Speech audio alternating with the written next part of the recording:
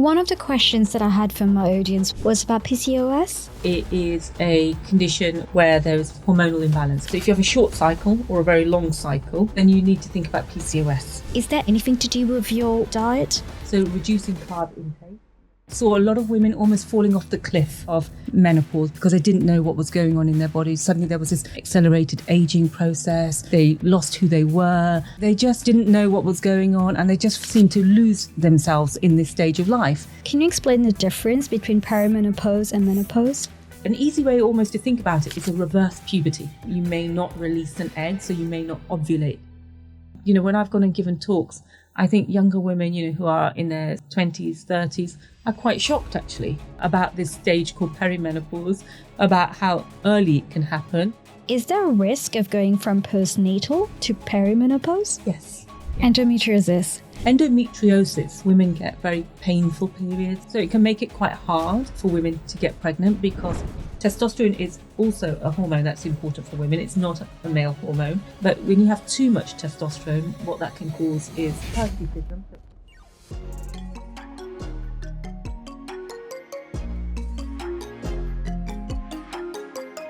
Dr. Shahzadi Harper, welcome to Figuring It Out, and thank you for taking time out of your very busy schedule. I really, really appreciate you being here today. No, thank you. I'm really looking forward to this, and I'm really looking forward to reaching, sort of a different audience and talking about some of the things that maybe, a lot of younger women aren't aware of. I would have loved to go for your introduction. I know you've worked with some amazing people, including Davina McCall, who's like a very known TV presenter. You've worked with MPs, Caroline Harris, and you are the founder of your own clinic as well. But I'd love to hear it from you. Can we maybe start with hearing who's Dr. Shahzadi Harper? Yeah, I think that's important. I think for me, first of all, I'd like to say that I'm a mum of a daughter.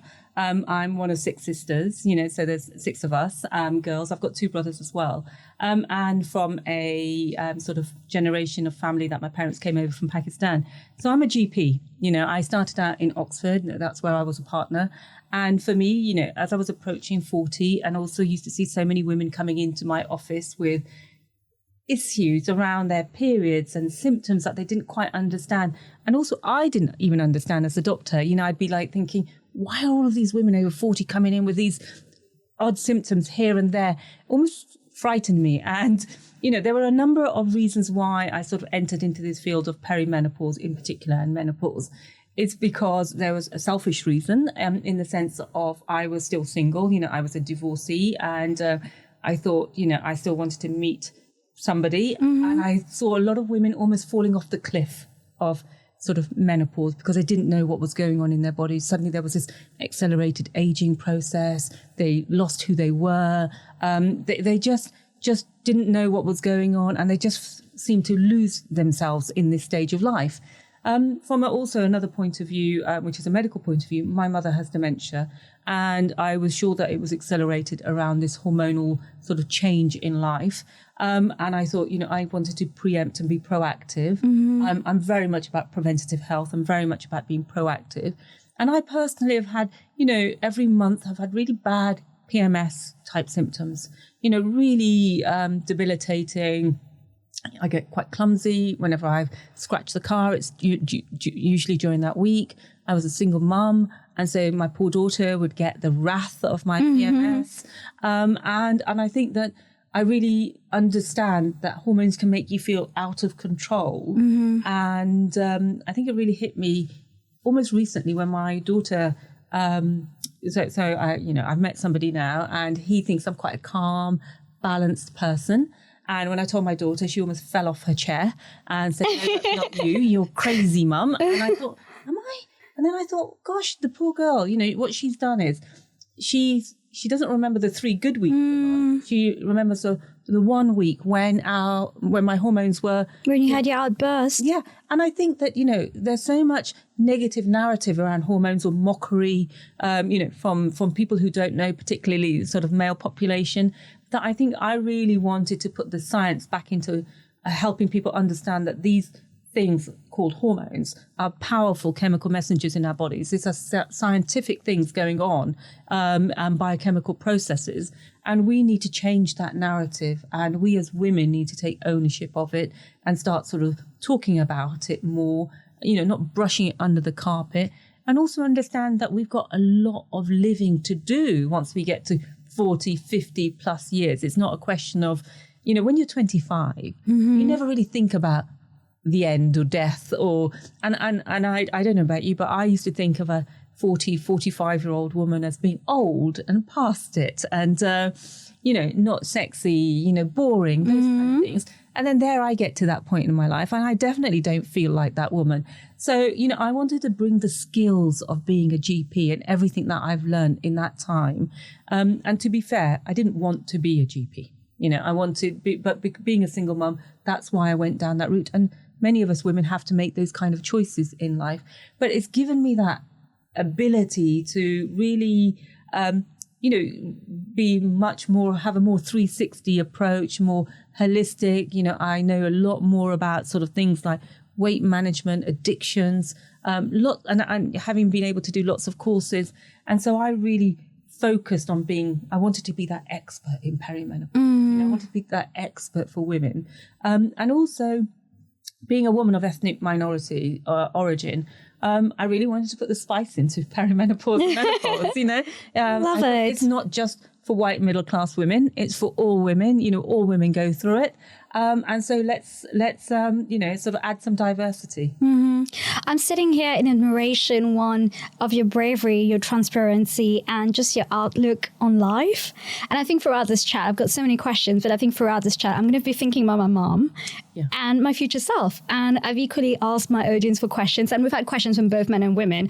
And I love and I do appreciate the fact that you said you really want to reach to a younger demographic, which I think is super important.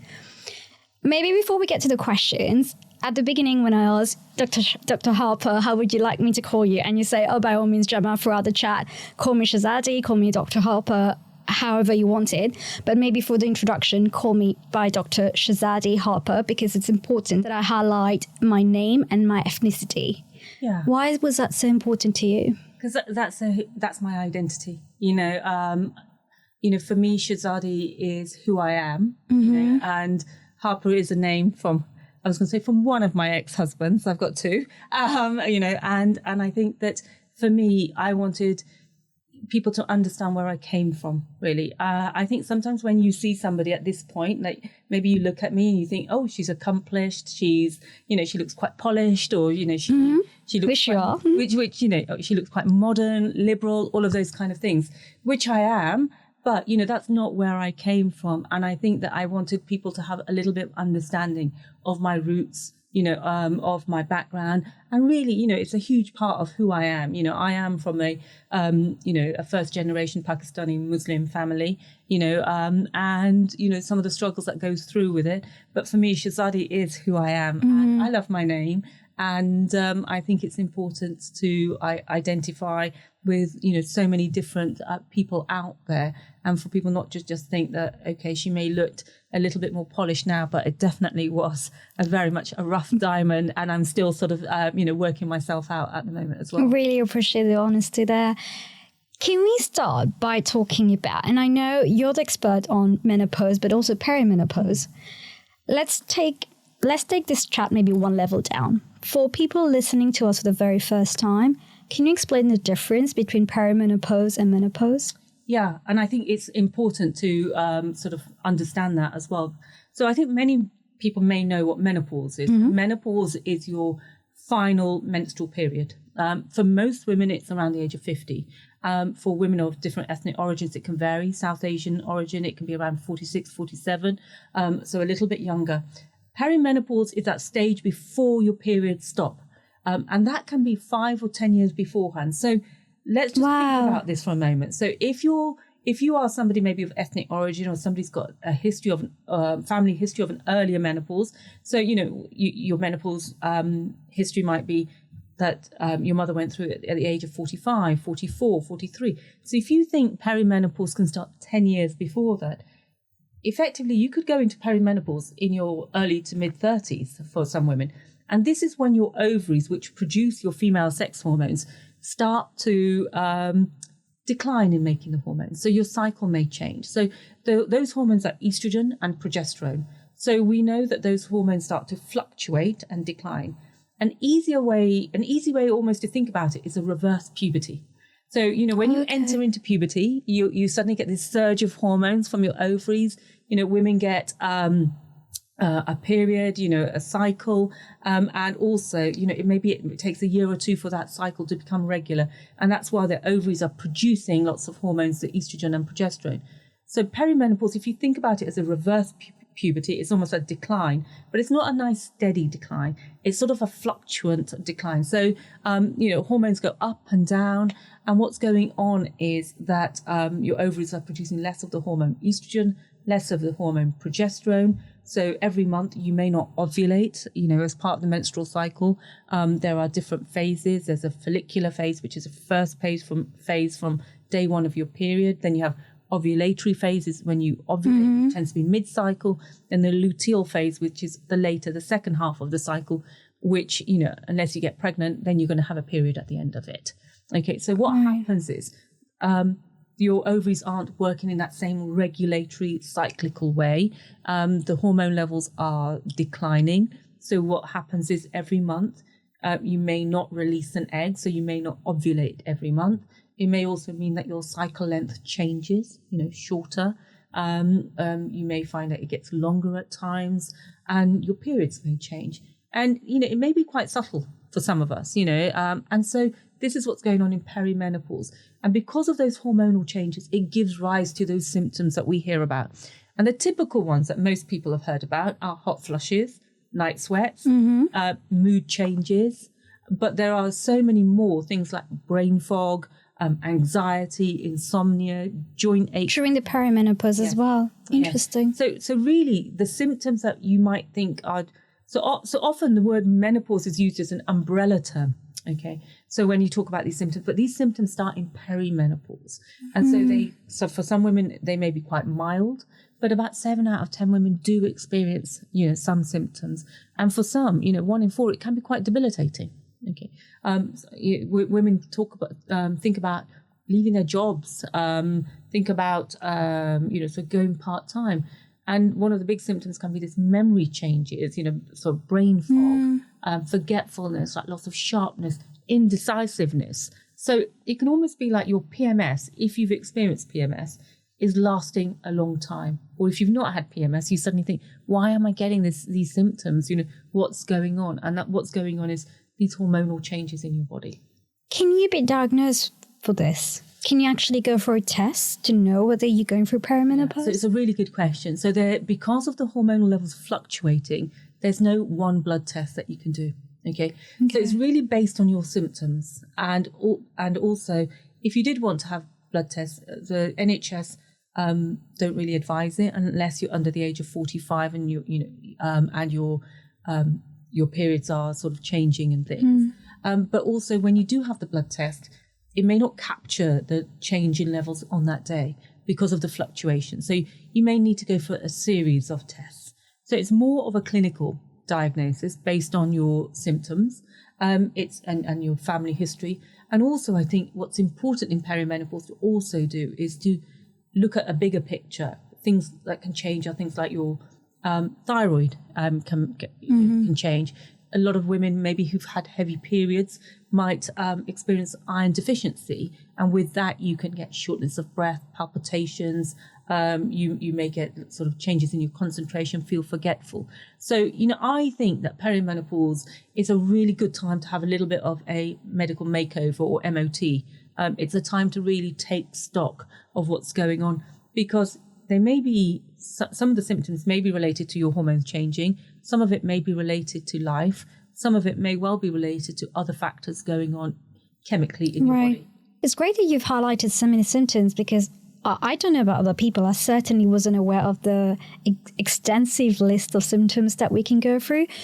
Do you think women and women of all ages, do you think women are really aware of those bodily changes? No. We hear of the symptoms, but are we really aware? Do we take stock of what's really happening? And definitely not younger women. I think, I mean, look, in my clinic, I see women who come in who are thinking they're going crazy and they need validation. They need to know that actually what's going on in your body is not, you're not going crazy. These are symptoms going on. So I don't think they do. And, you know, I've written a book called The Perimenopause Solution because of that. And the reason that I sort of almost like targeting perimenopause in the younger woman is because of that. I don't want them to fall off that cliff of menopause, you know, sort of living with these symptoms and accepting them and suffering.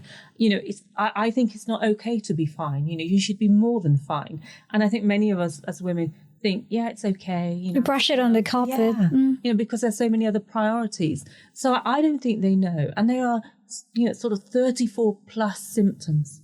You know, things like dry eye. I remember when I got dry eye symptoms and my eyesight, I've never used to wear sort of glasses, and suddenly I'm wearing reading glasses. And, you know, as a GP in my clinic in Oxford, I remember thinking, my God, you know, I'm finding it really hard to read the screen. My eyes are itchy and dry. I love wearing eyeliner. Am I not going to be able to wear eyeliner? But more than that, I thought, am I not going to be able to work? Am I going to have to sort of really think about it? Am I not going to be able to look in somebody's eyes with my ophthalmoscope or oroscope? So real practical things that one has to think about. You know, there are lots of other symptoms that go on that maybe people don't realize. I mean, I remember being a junior GP and this lady kept coming in and I thought it was cystitis.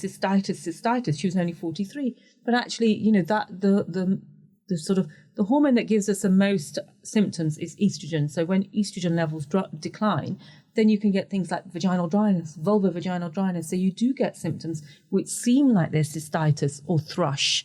And younger women might get them just before their periods, especially if they're on the pill. So, you know, these are symptoms we don't talk about. You know, again, brush them under the carpet, you know, those kind of things. And there are many, many symptoms that women get. I mean, joint pains, 60 to 70% of women. I got those. I remember. My mum does. Yeah. And it's very typical in Southeast Asian communities as well. They get joint pains a lot. And I think that, I remember thinking, oh, am I just getting old? You know, and there I was just thinking that. So I think there's a lot of awareness that still needs to happen, all ages, both sexes. You know, I think they all need to know.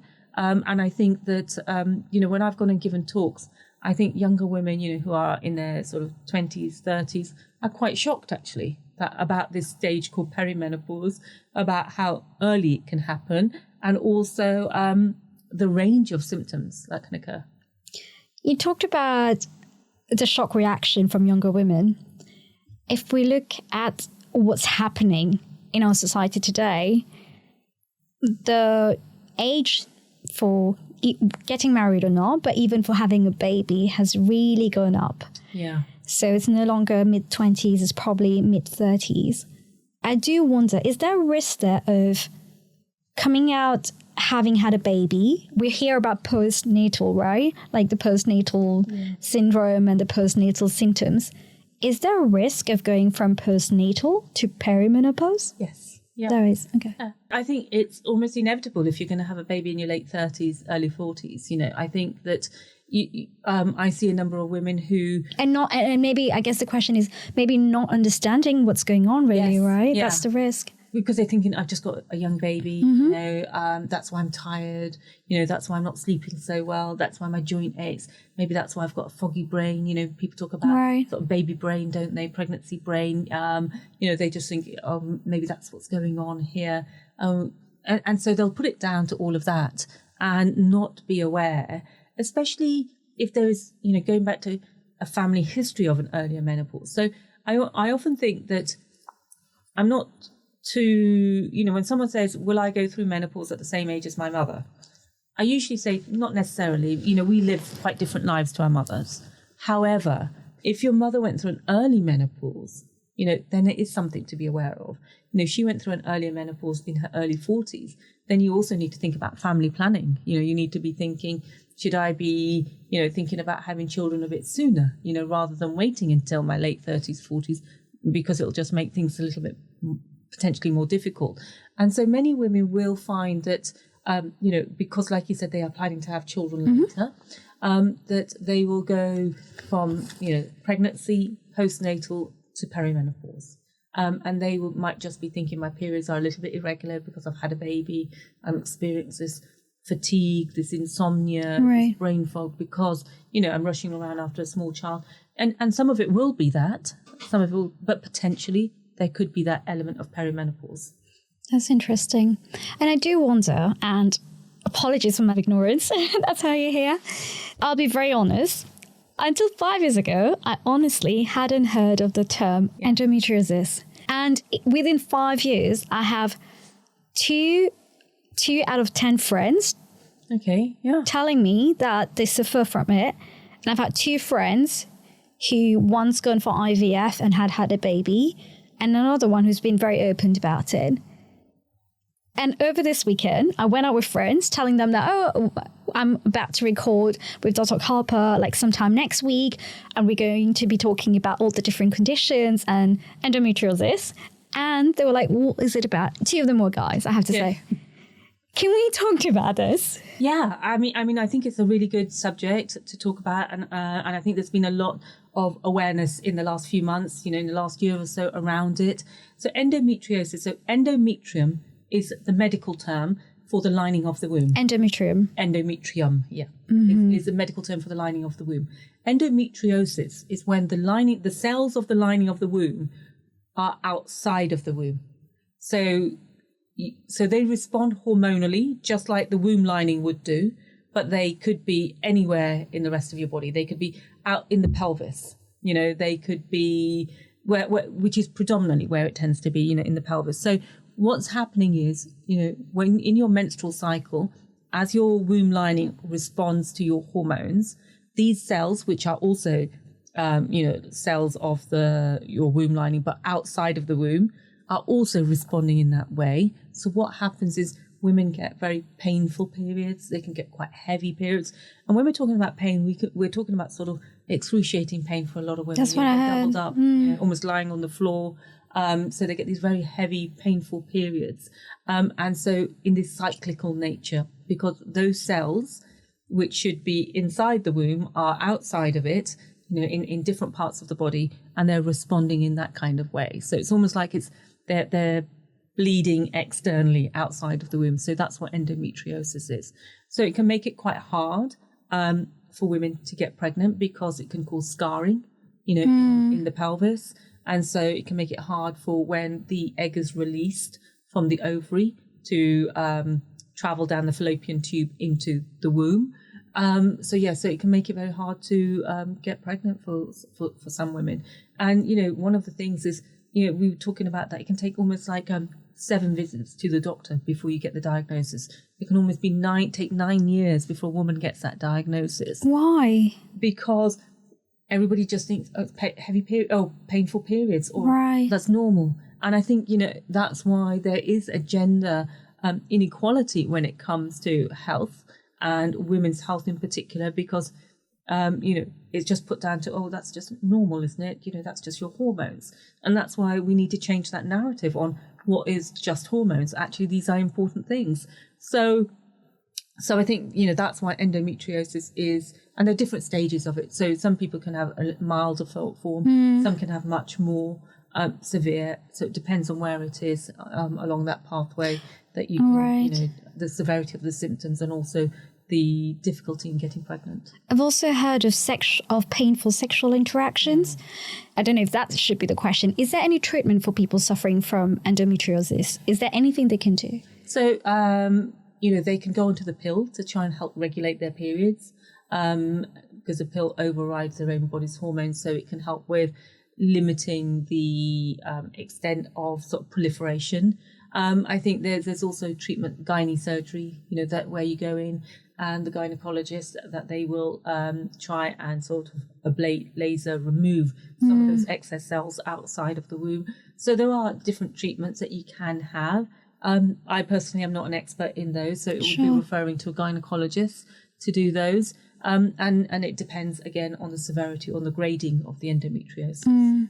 Is endometriosis and perimenopause connected at all? Or is that two different things? No, they're two different things. So endometriosis, you can have in your late teens, the symptoms start in your late teens, early 20s. An important thing to understand, though, is that I think a lot of women who have endometriosis think that when they get to perimenopause and menopause, maybe they can't go on to hormone treatment because obviously the cells are hormone dependent. And what I would say is, yes, you can. Okay. But it's about getting the balance of hormones right and probably, not putting you on big doses. So you don't have to suffer with perimenopausal symptoms. If you are a woman with endometriosis, you can still get treated with, medical hormone treatment, HRT, testosterone, if needs be.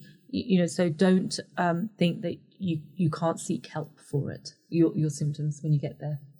I love that. You mentioned hormonal changes, and if we were to tie in with the whole conversation about perimenopause and menopause, you mentioned your mom, and I believe that you are one of many sisters. My mom is one of 4, and I have a twin sister. Yeah. So we've got sisterhood in common here. When you think about menopause, all my life, whether that's been from men of my age, older men, uncles, granddads, people at work, or the running jokes among friends would be hot flushes, she's crazy, she's insane, oh, it's down to menopause. How do we change the narrative? I think it is about just normalising it. And it's interesting how you say, because my mum, the book, Perimenopause Solution, on the cover of it, there's an outline of a woman. It's sort of like a naked woman in gold. Mm-hmm. And, very proudly, I'm saying to my mother, Mum, look at this book. And she's looking at the book and she's looking at me. And, like I said, coming from that Pakistani Muslim background, I thought, oh, my goodness, she's going to say, what are you doing with this naked woman on the cover of the book? And she says to me, is this book coming out in Pakistan? And I'm like, oh, no, I'm going to get... She didn't approve. No, she's not that, actually. And I went, well, I don't know, Mum, I'll ask the publishers. And she went, because it should. Because she said, women need to know about this. And it really brought tears to my eyes when she said that, actually, because she said, people don't, she said, you don't know how much I suffered, but I had to get on with it, and it's that lack of awareness and how women just have to get on with it. And I think the important thing is for us just to, like we're having these conversations, I've got nephews who are sort of 12 and 14. They see it very normal to say menopause. My sister came in with a hot flush and they went, Auntie, shall I get you a glass of water? Is it menopause? Because, because they know that this is a work that I do and they're quite proud of me. I think that's what I love about social media. That's how we've connected in the sense of it allows for these connections. It allows for this normalization. It allows for this younger generation to look at things like, they're proud of me because they don't, not only do they see me as a doctor, but they think, oh, our auntie's an influencer, which is not what I intended to or set out to become. But that's a positive. I know. And I love that fact that they're so proud of me in that way. And I think it's about having these conversations. I go into workplaces and have talks. And, I went into one workplace in the city and a young woman of 26 came in, sat in, because we do mini consults. And I was thinking, why is she sitting here? And she said, I've come in here because I want to ask you questions for my mum. Mm-hmm. And I think that's why, you can see when your mum is suffering, that you mentioned about the joint pains that your mum's experiencing, probably other symptoms too. And I think, we want to be able to help those who are nearest and dearest. And I'm sure all of us has a female in our vicinity, whether it's our sister, our mother, our partner, our wife, even colleagues, for us to be able to understand what's going on. So I think it's about having more and more of these conversations, having these open conversations about, and just saying the word menopause, perimenopause, and also us as women, not hiding, and sort of saying, I'm going through menopause, I'm going through perimenopause, or I'm experiencing symptoms. I don't think you need to go into the details. I don't think anybody needs to know all of your business and stuff like that. But I think the more women, like you mentioned, somebody like Davina McCall and younger women, when you see them and you like Drew Barrymore, when you hear them talk about it and you think, oh my goodness, okay, so it's not this old person. It's about having more visible perimenopausal and menopausal women out there. but also for us just to, just talk about it. And I think that's what I love about, I think, the new generation coming through. We're talking about periods, we're talking about, tampons, no one's sort of hiding them in the same kind of way. I think, talking about them with our male colleagues, talking with the men in our lives as well, and I think that only when you talk about it with both sexes will you get that sort of normalization of it. It's so interesting that you mention your nephews who are, bless them, like that young and they are already thinking about it. When I think about my brother who's 7 years older than me and my twin, when we were of that age, we never really talked about period, right? With my dad, we were quite open. I think my mom, we're very close to our parents in general, but I think my dad was very much aware when we started having our first period. We were in our teen years, and it was a very normal conversation. If he was going to the supermarket and we needed to get sanitary pads, my dad was very comfortable just buying them for us.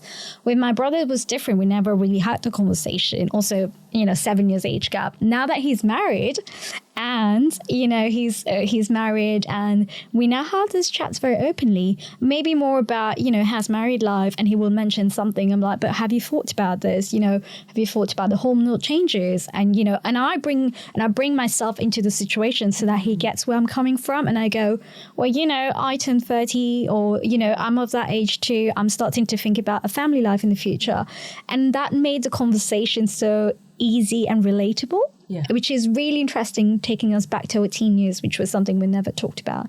And I do think one day when I have children, I do have it already in mind that if I were to have a son or a daughter, I do want to educate my son about, what your sister's going to go through eventually. And I think that conversation is quite important. It's almost like, we talk about menopause. Where are the men in menopause? Yeah, and I think the conversation needs to be had with men. That's what I'd love to be able to do, so just talk to men about it, have them on the sofa and sort of say, look, what do you know about menopause? What would you like to know?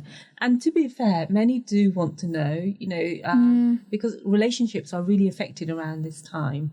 We know that the divorce rates are highest in this age group, 45 to 54. Depression is the highest in this age group as well. And, I often have couples coming in wanting to have a breakup or something, and they're not sure, is it the marriage or is it menopause? It may well be the marriage, but I think you need clarity on it. And I think there are a lot of men who do want to know, to be able to help and support their partners through this time period as well. And I think that, again, I think now they're teaching children at school actually about, sort of menopause as well. So, we get taught all about puberty, pregnancy, how not to get pregnant, and I think it's also important to be taught about this other sort of stage in our reproductive sort of cycle. One of the questions that I had from my audience when I said that you were coming on was about PCOS. Can we explain it in layman terms to people who are hearing of it for the first time? Yeah. And I had other follow-up questions from the audience wondering what they should be doing. Is there anything that they could be doing to help them? So PCOS stands for polycystic ovarian syndrome, and it is a condition or where there is hormonal imbalance, and it can happen at sort of from puberty onwards. So usually when you enter into puberty, it takes probably about sort of 12 to 18 months for your cycle to settle for most young women and girls. But if your period is so the symptoms are if your cycle is under what we say sort of 26 days and over 35 days. So if you have a short cycle or a very long cycle, then you need to think about PCOS because it's hormonal imbalance. It may be that you're not then ovulating every month. And what tends to happen is that you have symptoms like, so chemically what's going on is that there may be testosterone excess. Testosterone is also a hormone that's important for women. It's not a male hormone. It's also very important for females, at all stages of their life. But when you have too much testosterone, what that can cause is hirsutism, so excess hair in places that you don't want it. Okay, I've read about chin, this. Okay. Moustache, sort of sideburns, sort of between your cleavage, back.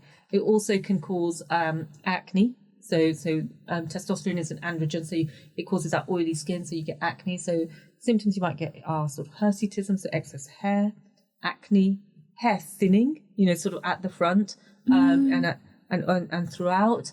It also means that you may find it difficult to get pregnant because you're not ovulating every month. But I think the biggest thing to understand about PCOS is not just the physical and the reproductive things, but it also puts you at a higher risk of type 2 diabetes, also a higher risk of obesity, a higher risk of changes to your cholesterol, so also a higher risk of heart disease. So it increases your risk of what we call metabolic syndrome. And part of that is women find it very hard to lose weight, so they gain weight. Typically most women who've got polycystic ovarian syndrome tend to be overweight women, with acne, with sort of. Sorry, does the condition make you put on weight, or are women who are overweight more prone to? The condition makes you more prone to that as well, because you develop. One of the aspects of it is insulin resistance. So insulin is our hormone. In sort of layman terms, it helps us to process our carbohydrates efficiently and use it as energy. Insulin resistance means that we're not able to do that. So what happens is what we eat almost gets stored as fat, so that's why we gain weight. Okay. So most women tend to be overweight. There are some who aren't. And I'll give you some celebrity examples like Victoria Beckham. She's a woman with PCOS.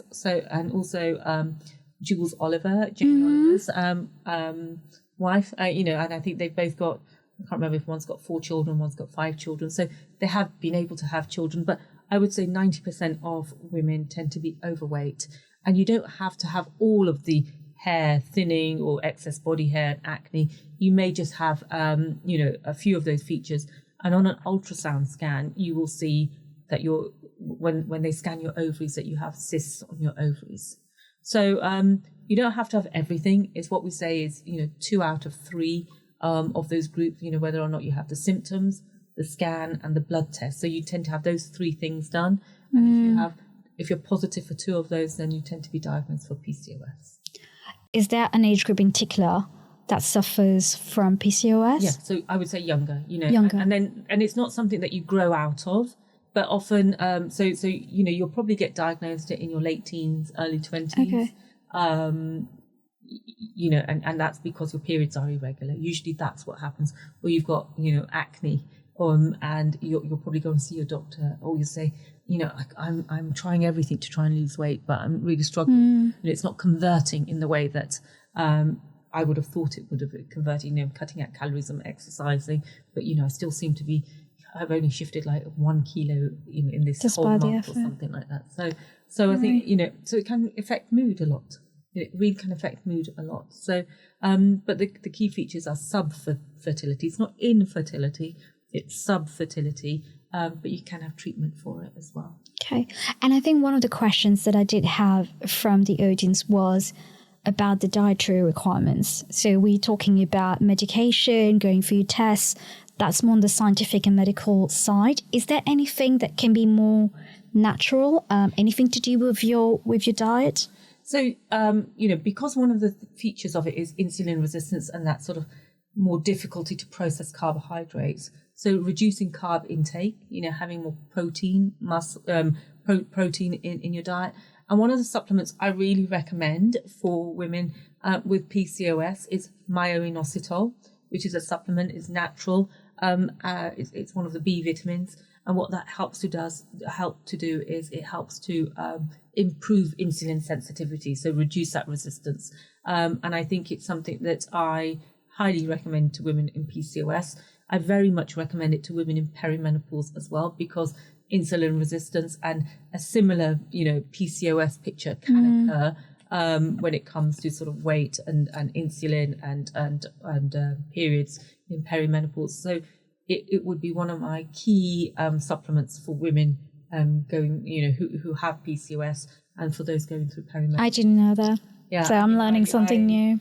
Because it helps to level out your blood sugars, and I think that often what happens with women with PCOS is their blood sugar levels can fluctuate, and so you want to sort of stabilize them. And for women not suffering from PCOS, is that still recommended? I know we talked a lot about iron, for instance. Yeah, I mean, look, I think many women find that they maybe are struggling with weight, and also those women who might find themselves sort of more hormonal, it can be a very helpful supplement.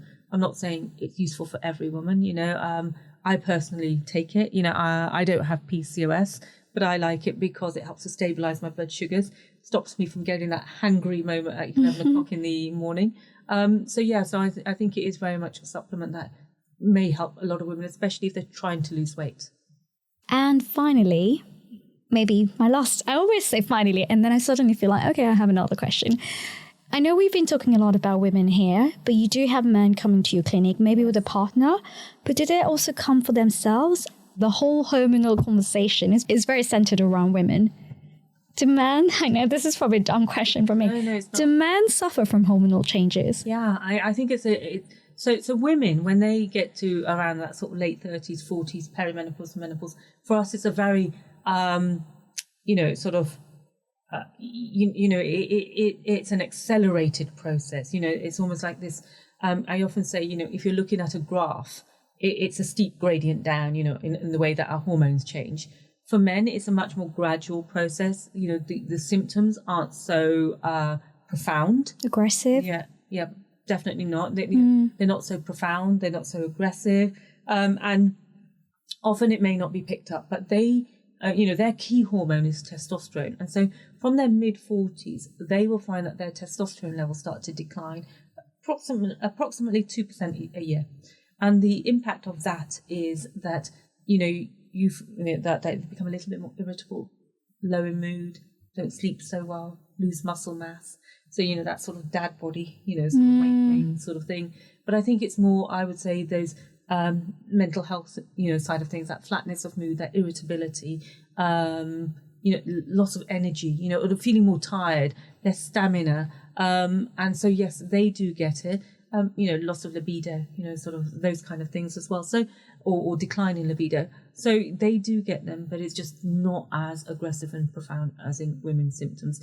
It doesn't tend to impact them in the same kind of way, or they're not aware that that's going on, but they definitely do. I'm smiling because they definitely do. They become sort of almost like become grumpy old men is what I'm saying.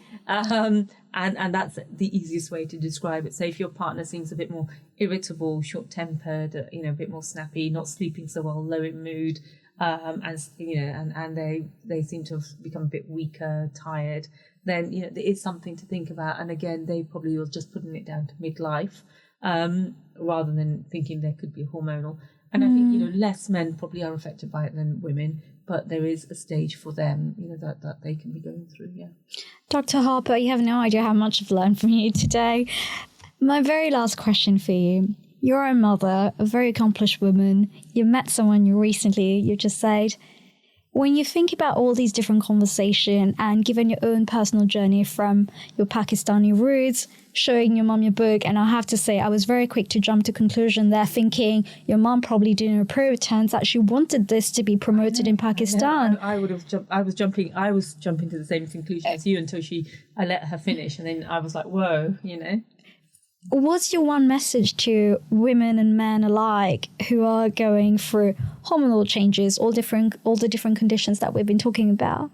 I think go and talk to somebody, seek some help, and also for them to see it as a positive time of life. I know we've talked a lot about symptoms, but it's more about raising awareness. I definitely think that this time of life can be a real positive, and there's a lot to look forward to. I think that would be my key message: is there's a lot to look forward to. But you do need to address these symptoms, don't just brush them under the carpet. You don't just suffer in silence.